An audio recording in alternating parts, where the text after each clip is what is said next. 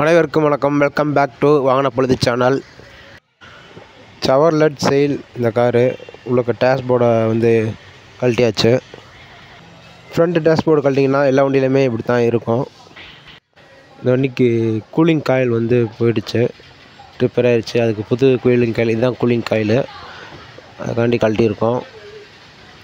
இந்த ஸ்டேரிங்கு எல்லா வண்டிக்குமே மேக்ஸிமம் இப்படி தான் இருக்கும்.